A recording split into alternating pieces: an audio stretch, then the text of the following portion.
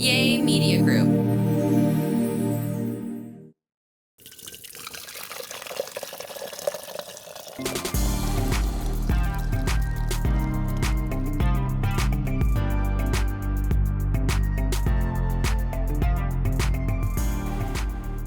Hello, everybody. Yes, it's another beautiful day in the neighborhood. And you know what? We are still neighbors, honey. You know, today is going to be a real special day for me because I got a young man that I'm going to be talking to today that I watched grow up as a child, honey. Yes, I watched Brandon grow up as a little baby, honey. Now he's a grown man doing wonderful things and he's gonna set the world on fire because he got a lot to talk about today. And I can't wait for y'all to hear this. So without further ado, ladies and gentlemen, put your hands together for Mr. Brandon Julun. Yo, what up, world? Brandon, how you doing today? I'm indifferent. You're indifferent, but you're doing great. Honey. Like the old folks say, you on top of the ground and the ground ain't on top of you. Man, that's the blessing though. That's the blessing and all that. That I'm here. Yes. So you know what? So Brandon, okay. So I guess I'm gonna go ahead and do my little introduction to you. Sit your ass down. You're walking too much. I know you're nervous. You need to sit down in one place, so because you're making me nervous with all that walking, honey. Anyway, okay, now Brandon, honey. I mean, Brandon is like a brother, a cousin. Man, I watched Brandon grow up as a child. I remember when Brandon was a little big head boy, and now, honey, he's a grown man. But Brandon experienced, went through a trying time like, a lot of us do, but he went through a trying time in his life and now he's here to talk about it. And, we're glad that he's here and I'm glad that he's here and I know he's glad that he's here. So ladies, put your hands together and gentlemen too for Mr. Brandon Julun. Yeah, Brandon. So Brandon, what's going on? Man, right now, I'm just blessed that I got a second chance at life, man. I mean, not a lot of people get to experience the actual rebirth that's talked about in the Bible when you have a renewing of the mind. Mm-hmm. A lot of people won't never experience that because we've been domesticated and society is moving so fast that you just keep going. You never had that time to reflect. You just caught up in the world. And to if y'all that don't know, honey, Brandon he's gonna talk about life after being incarcerated. Now Brandon was incarcerated for 10 years, which I didn't know it was 10 years. I'm like, that's a decade. So that's 10 years gone, but that's all right. But now Brandon is back to talk about it. So he's gonna share, some of his story with us to let people know that, you could like they say, you could be down, but you can still get back up. Right, Brandon? Right on. You get a second chance, man. I met some people in that place, man, that was just influential to me in my life. And one of the quotes that I live by one of the guards in there, she's like, you know what, Brandon, because I was depressed in that place, man. It's a dark place in there. There's no light in there, literally no light. And she was like, every day, man, you got a chance and a choice. And if you use those the right way, tomorrow going to be better. That's right. So Brandon, tell us, okay, I'm going to take you back. Somewhat back. Anyway, what was it like? I mean, when they told you that you were going to be incarcerated, how in the hell did you feel? What went down? Because I don't recall when it happened, but I knew later on that it happened. But what was that feeling like? Well, like the whole process of going to prison is traumatic for everybody involved. It's really a situation. And so what you're saying, when the judge gave me the sentence, it was kind of crazy because she never gave me a number. She just told me I was sentenced to the maximum sentence. So I knew I was in trouble. When she said that. And it was a blank expression. I almost felt like my life was over. Like I didn't know what was going to come, but I knew everything I had done and everything that I had dreamed of had just came to a halt.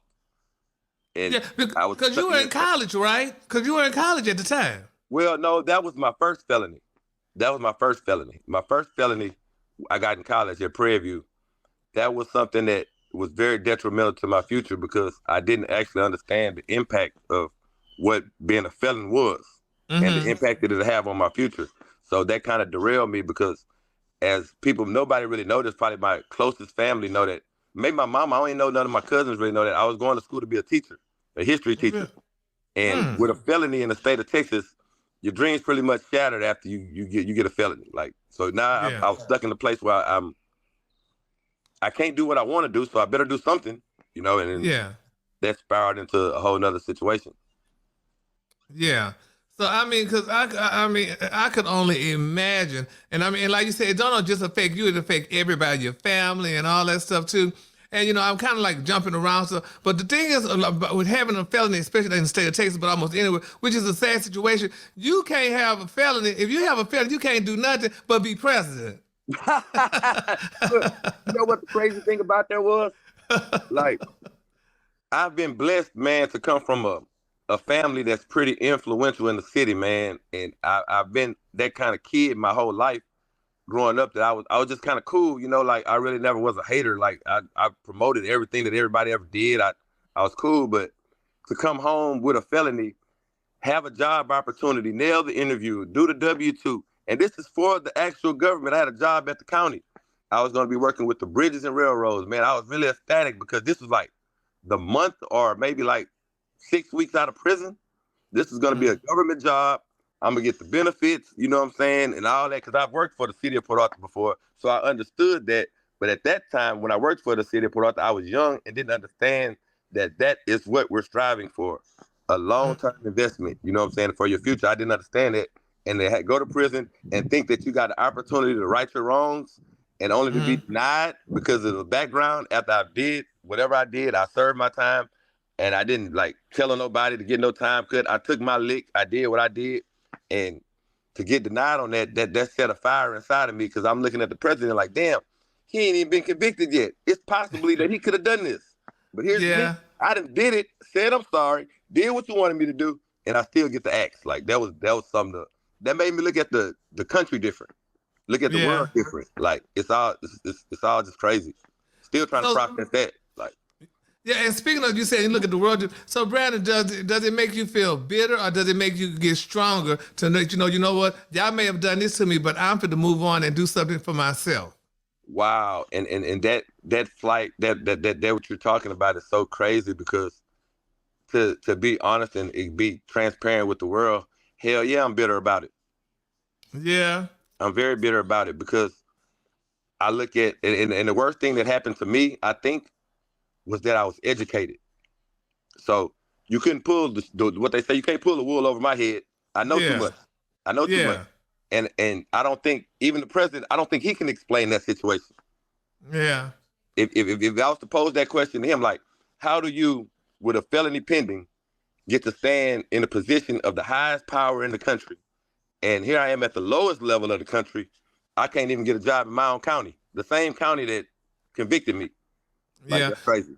The whole process is a lot. I don't mean to cut you off, but I know now I know they have programs that that help people out, that felons, they help you out to get a job and stuff like that. Do they not have something like that in Port Arthur? I mean, you know a lot of people, and your family know a lot of people in Port Arthur. I mean, can somebody not talk to somebody and say, well, okay, Brandon, he served his time, he gave his debt to society or whatever. Why can't he, why can't y'all help him out, or have a program or something where you could go to train in to get back into society? There's things like that, but again, the core of people is so tainted that they'll say they'll help you, and they genuinely just might mean that, but asking somebody to invest in you when your past is constantly like the what they're pushing. That's asking a lot out of people. And even those in position, I know people in position that probably could help me, but to ask them to take a chance, that's something that they got to get around. But what kind of chance they taking? You already paid your debt to society, so you're not taking the chance. Now I done did what I had to do, so now let me prove myself. That's one of the things that the world gonna have to wrestle with, because me as a human, like just in this form, I reached out for the help. I had the help at the county and got struck down. I tried different avenues, and like the loophole that they throw at you, like one situation, like, and it was funny. Like they tell you got like a $10,000 tax bracket, a $10,000 tax credit for companies that hire you 6 months out of jail. But you don't know that information until I was out of jail 5 months. So I only have 30 days to work that. Yeah. So I mean, like it's a situation that the help got to start in prison. You can't put me in the world after I've been gone for 10 years and then expect me to try to navigate on my own. I'm gonna need damn near somebody to kind of guide me into that direction, and that kind of help don't exist, man.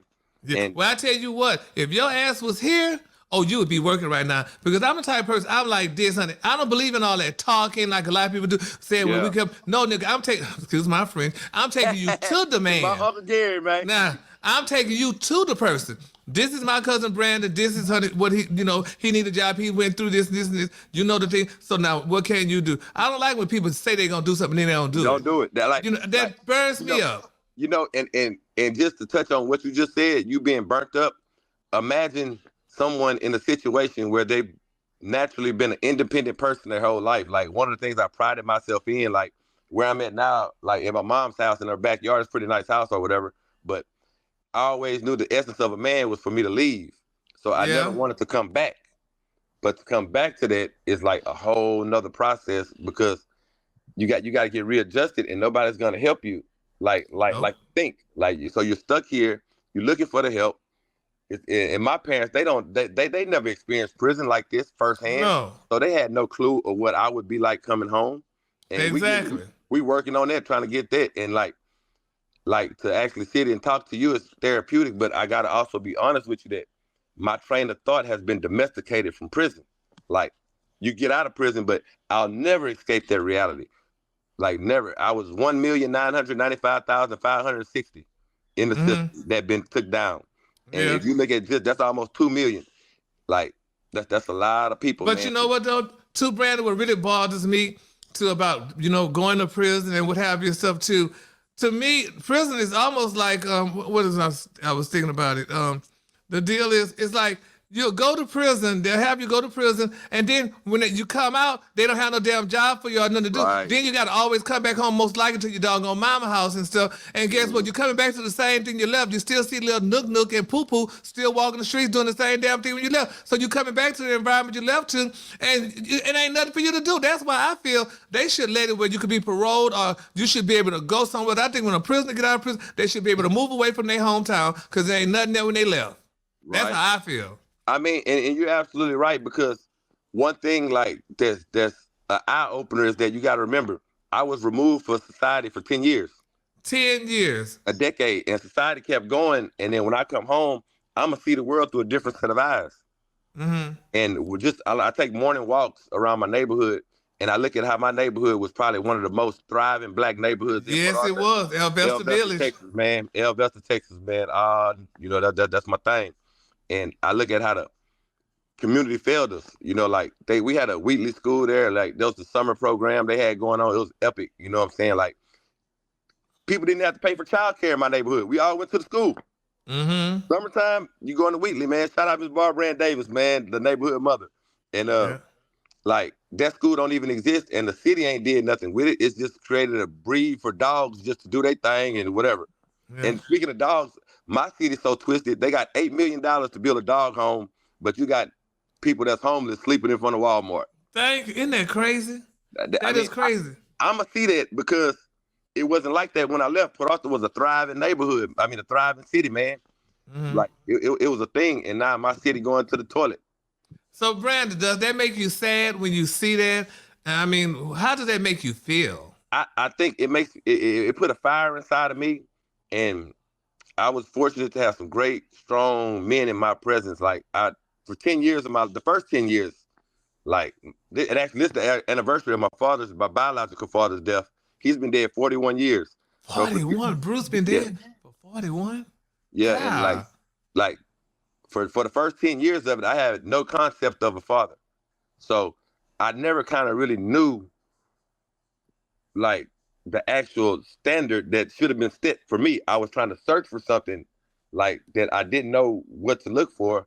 And I kind of got misguided by some people. But one of the people that was influential in my life was across the street, my godfather, man. That's probably the closest thing I had coming up as a kid before my mom got married to a great guy. And I think he instilled in me, it's like, Brandon, you got to be proactive about your life. And one of his quotes was always, if not me, then who? If not now, then when? And I took that and ran with it. And, I was kind of proactive about the things that I was passionate about. And one of the things I was passionate about is just helping everybody. Because my story, like, my mom was a single mom, a widow, and I never understood that concept until I got older. The struggles that she might have endured, you know what I'm saying? Yeah. But my great-grandmother, like, that's my soul and my heart. I bleed that every day and everywhere I go. she instilled in me. She's like, Brandon, and she couldn't even read or write, so she couldn't teach me anything. But what she instilled in me was love. She's like, Brandon, the world is twisted because y'all don't know how to love nobody no more. And I just love everybody, but I damn sure don't trust nobody though. Yeah, and that's the sad thing about it, honey. Trust, and I tell people that all the time, like, oh, honey, my mama always told you trust people as far as you could see them. When they go around that corner, your ass can't see them no more. So that's how much trust I got in you. So, but it's a sad situation. But I do feel in my heart, I know that you're gonna overcome this stuff. I mean, you just gotta you gotta do some thinking, just sit down and do some thinking, honey, to yourself, and surround you. I don't know who, but I'm sure they'll surround yourself around like-minded people that want to go somewhere and do something. You still may have one or two friends that still might want to do something. I got some friends, man. I got some friends like that's genuinely my friends, and those guys are they're older now, because you think I went into prison at 30. So if my friend was 30, he's 40 like me now. He has kids, he's married, so his hands are kind of tied with dealing with me. Yeah, and I'm a whole piece of work. Like, that. Like, I'm a piece of work. Something to deal with.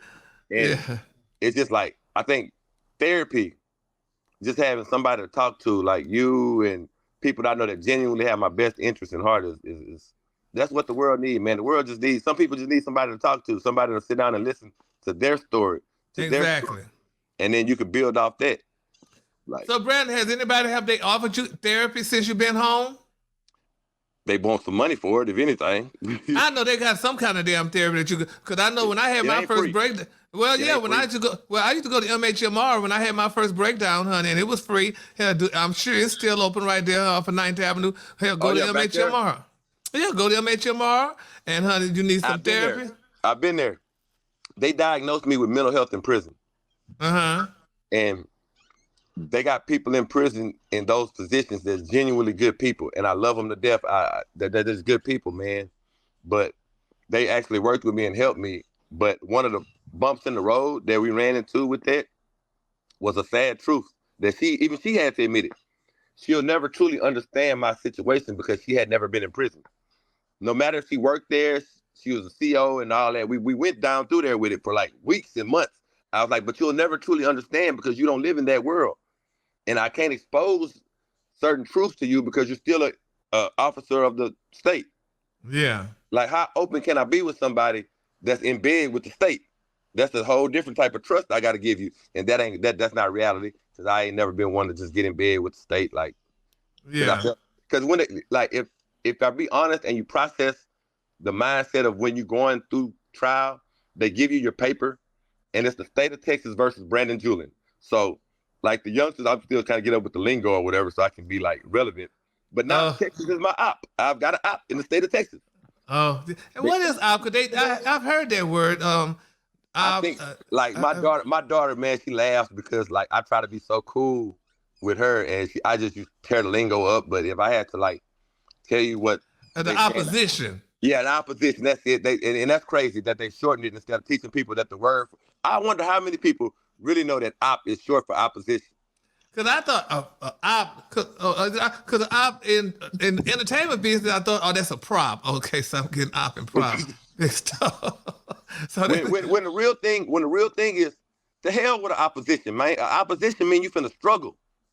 You need an opportunity. That's what people need. Damn, I need an opportunity. Give me an opportunity, right, and I can show you something, man.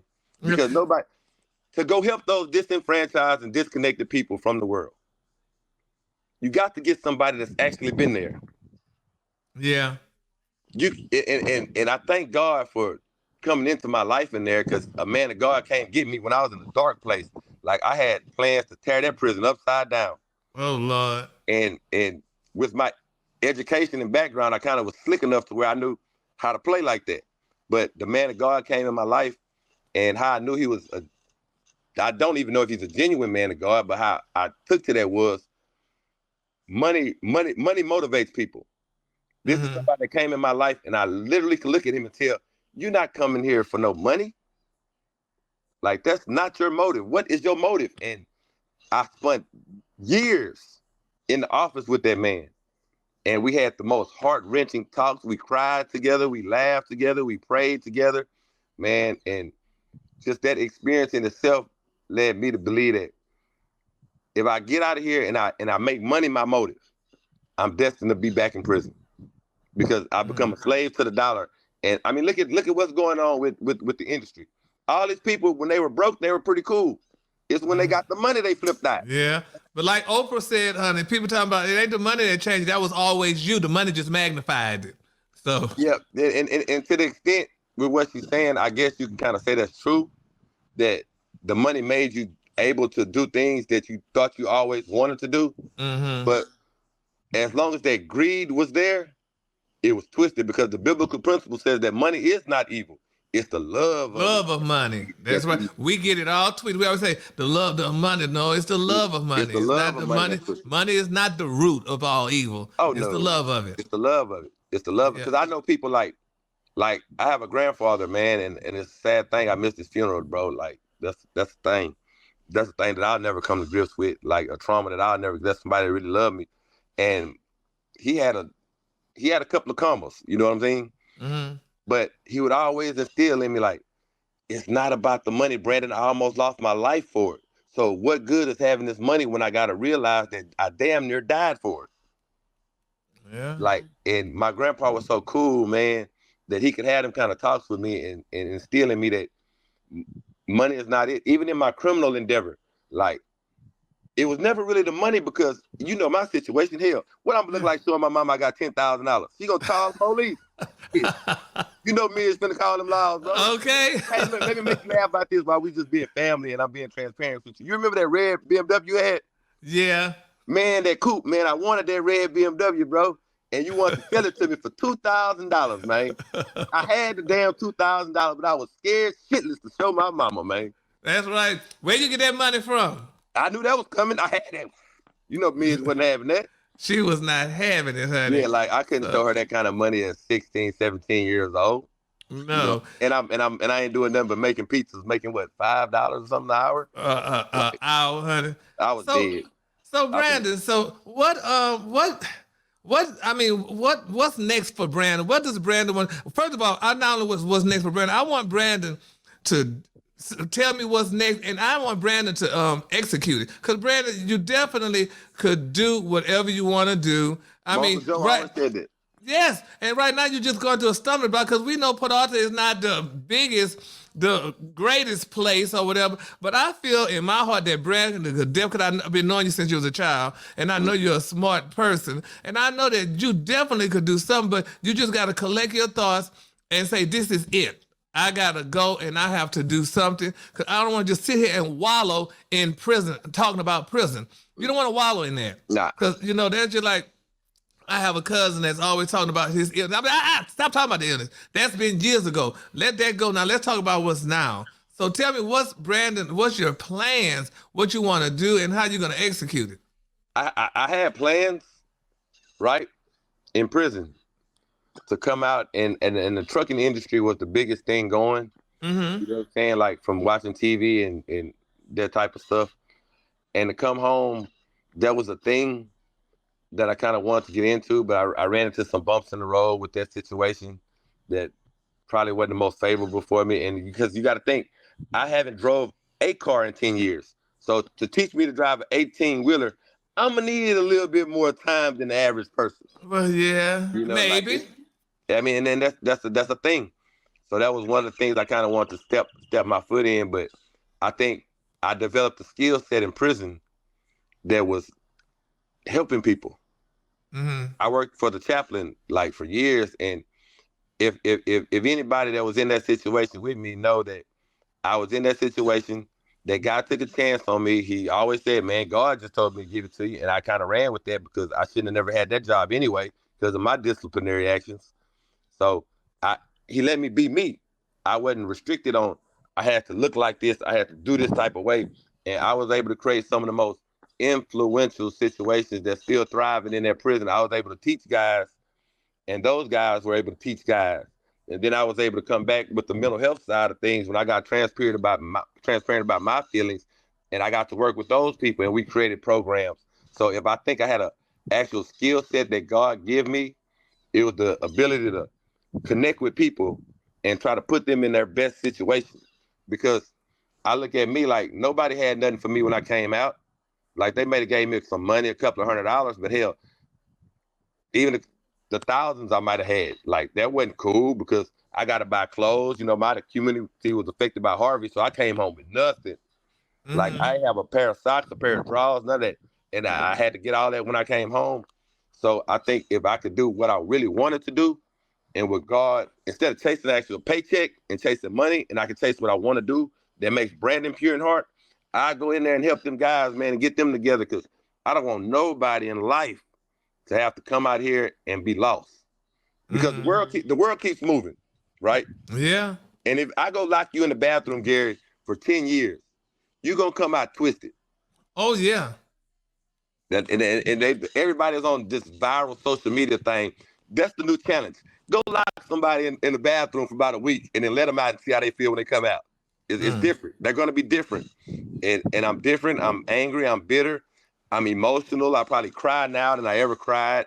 You know, it's a mental warp that happened in my head because in prison you're exposed to things that like you never should experience, man. Oh, I wouldn't wish that on my worst enemy. And not the background that you came from, too. You know, that was a shock. Like that was, oh hell, like I was one of one in prison. I would always kind of tell myself that like I'm just different because the average person at the last unit I was at, and it's probably statewide if you just average it out, probably like 6th grade reading level. Yeah. 6th grade reading level, like, so I'm in there with, and I hate to call them dummies or things of that nature, but I'm in there with a bunch of uneducated people.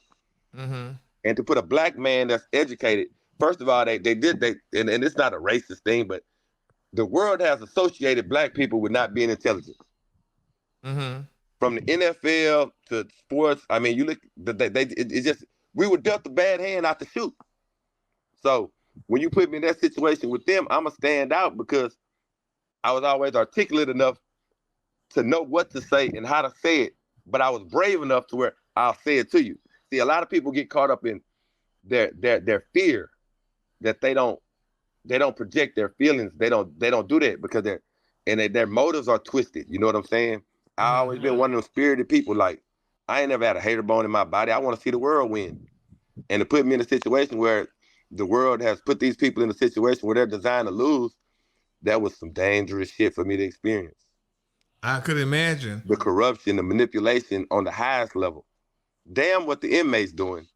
They gonna be inmates. They're coming from broken places. But it's that the people that's over them and their greed, their corruption, their manipulation, you ain't doing nothing but setting these people up to fail. Yeah. Well, my thing to you is I don't care what you say and think, I still think you should seek some kind of counseling so you could have somebody, I still go to a psychiatrist, honey. So, because of my bipolar. That's what they said I was. I was bipolar with manic episodes with exactly and all that old crap. Take you some lithium. That's what I take.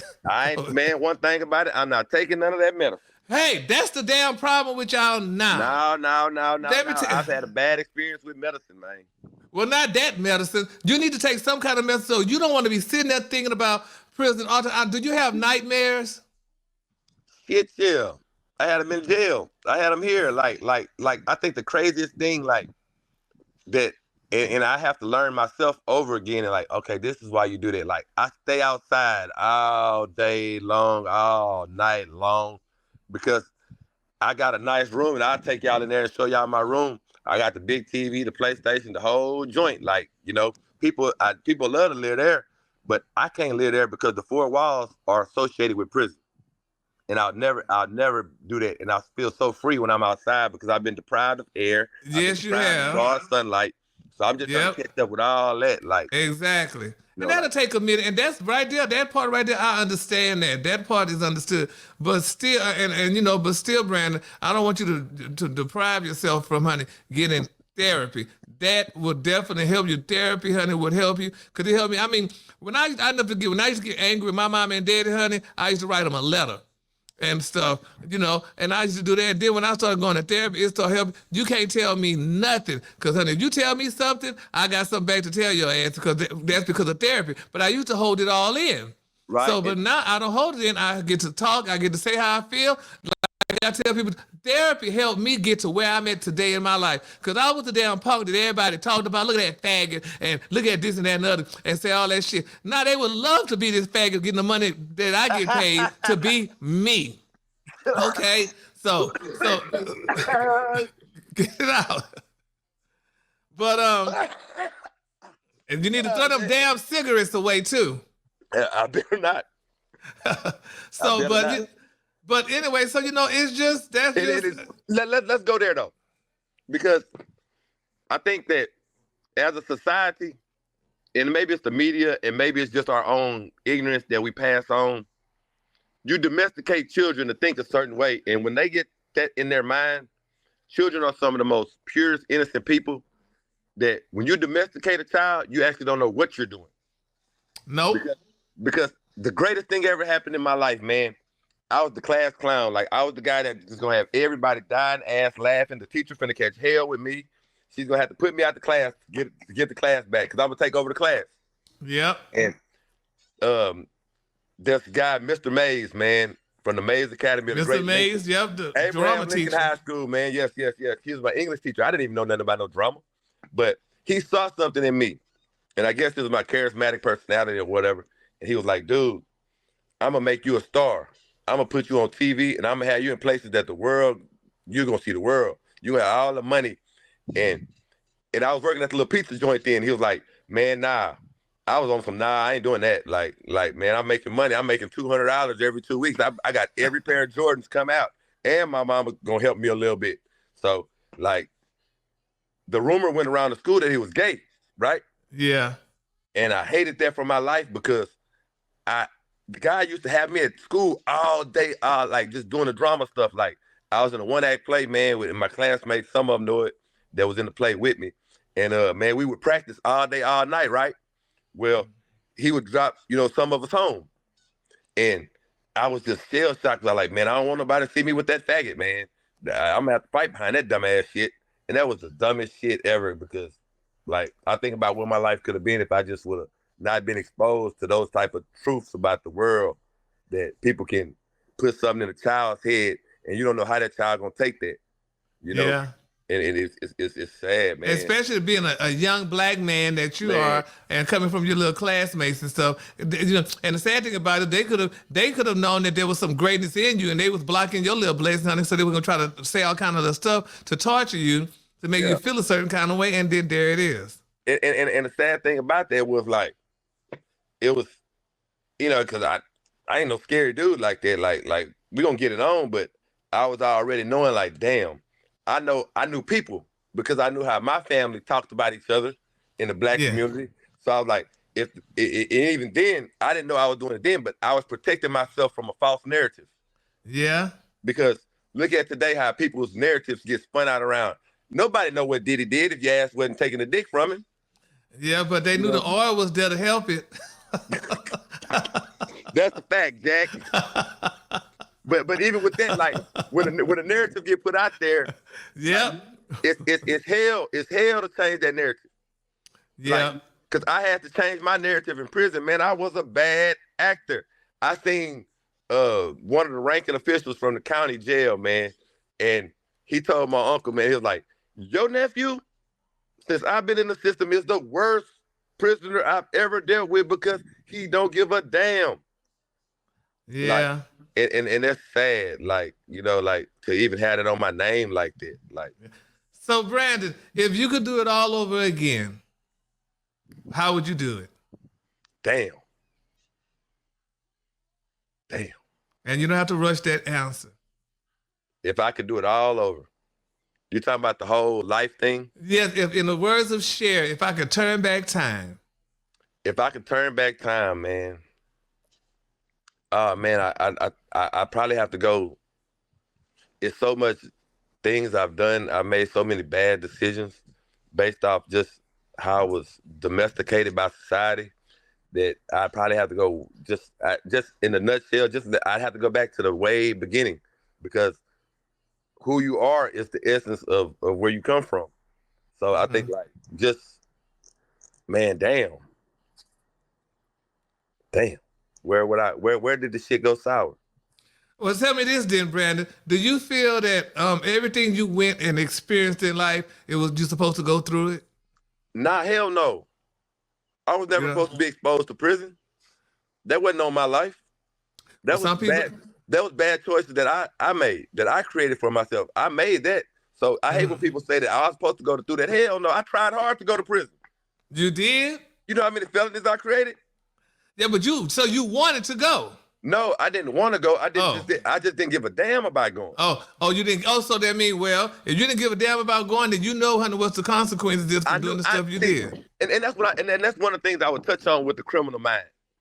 A lot of people in prison are there because they made a mistake. Yeah. Well, it depends. Well, no, I mean, they made a mistake. They didn't mean to do that. So that man didn't mean to. That man didn't mean to take that gun and shoot that other man and kill him. But it's everybody's situation is different. Think about the guy that's driving the car, and he backed somebody at Walmart. Now he's a murderer because he killed an old lady. Yeah. His intentions wasn't to kill her, but he got murder on his charge. Yeah. But you didn't really set out to go kill nobody. That was not what you were trying to do. Yeah. That was premeditated. Even the drunk driver. You're just drunk. You have a drinking problem. But you know, we're drinking, honey, have a consequence. Right. And you have to be responsible for those actions. So I'm not taking away what nobody did. I mean, the essence of your situation, you're not a violent person. You have a violent charge, but you're not a violent person. And you're going to get treated by what the charge is. Exactly. You know, and the judicial system's so crazy, they trump up charges. Like, their goal is to get the most time and the most money out of this situation. Yeah. That's just what it is. So I think, like me, I knew that I was committing crimes. I was hell bent on that. And because I didn't get to fulfill my purpose that I thought was my purpose. I thought my purpose was to be a teacher, go get paid that little money, get my little summer vacation off, still get paid, go travel, do what I do. Because that's what we did in my family. Every summer, we piling up, we going somewhere, plane, train, automobile, we getting up out of here. Yeah. That situation, I think just talking to you and living through that, the child stuff, like I was talking to my mom yesterday, like some people run into problems in life by default. They didn't want to create that problem for themselves. Certain situations happen and now you have a problem. So I think the problem was that if I were to go back to the very, very, very biggest mistake that I made, because I made a lot of little mistakes along the way as a child, but they were all by default. And it was the actual getting kicked out of college. The actual part where I feel like my dream had been took from me. Mm-hmm. Like that was something for me that like disturbed the shit out of me.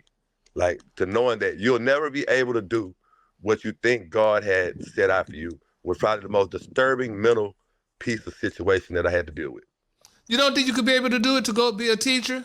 Shit, not in Texas, you ain't. If anybody got some help out there in America, let me know. Give me all them kids at the alternative school like I graduated from. I'll show you what to do with them. Yeah. So, Brandon, I think that, you know. And they ain't got to pay me. They don't even have to pay me that much, Gary. Yeah. But about this much money. By give me about a knot, about that big. About that big? Yeah. But Brandon, I honestly think that, you know, like you said, you have a second chance, and I honestly feel that you can accomplish and achieve that. You could go be a teacher, you could be whatever you want to be. You just got to put your mind to it, separate all the stuff about, you know, where you've been, and put your mind to it, and I could assure you, your ass could get to where you need to be, and you definitely would have a story to tell. I feel it. I've seen it with people before. And so, you know, and you could do it. I mean, that would take so much, like, of the government to get up out of their own way. You know what I mean? Like, to give somebody an actual second chance. Because one thing that the man instilled in me is like, and he saw it in me, I didn't have any hope. Yeah, well, you have hope. It's a weighing thing on somebody when you're constantly getting denied. Yeah, but guess what? Like they say, out of those 10 damn no's, that 11 want to be a yes. So, you know, you just got to keep thinking that way. You got to think positive. You got to think that, honey, you know, okay, yes, I've been there, I've done this here, but guess what? I mean, let me tell you something. When I had my first breakdown, honey, my aunt and them, I had two aunts told my mom and daddy, Honey, y'all might as well let Gary go ahead and get him a check, baby, because he ain't going to ever be able to work again. Because I had my breakdown with my bipolar, and, honey, my ass is working today. So you can't sit there and live on it. It's got to be your mind. You got to put in your mind that you know where you was before all this shit happened, what you was doing and stuff, what your goal was. You definitely got to do it. Like you talk about God's purpose and stuff. You have a purpose. Yes, we all still have a purpose, and your purpose could definitely be accomplished and obtained. You just got to change, in the words of Oprah, you got to change channels in your head from channel 4, now it's time to go to channel 5, and trust me, you could do it. But I know you could do it. There you go again with the word trust. It's definitely going to take somebody to trust me. Somebody going to trust you. You just got to have trust that somebody's going to trust you. And you got to have faith that somebody's going to trust you and give you a chance. Trust me. And I can feel it right now between us talking and with me and you, can meet, like I said, knowing you from a damn baby, I always felt that, you know, I've always loved your family, honey. You know that. And your family is my damn family. And I do know deep down inside that something could happen. If my ass was right there in Port Arthur today, honey, I don't give a damn. You'd be at somebody's office. Somebody going to give you a job. If I had to use my platform. Even with you, like using your platform, and I listen to you and I respect you because I know your situation more than the world know your situation, because you would come, you know, and I seen the ascension. You know what I mean? Yes. So that's a thing that people with these kind of platforms that is instrumental to what you're doing. You coming back to the grassroots of a situation.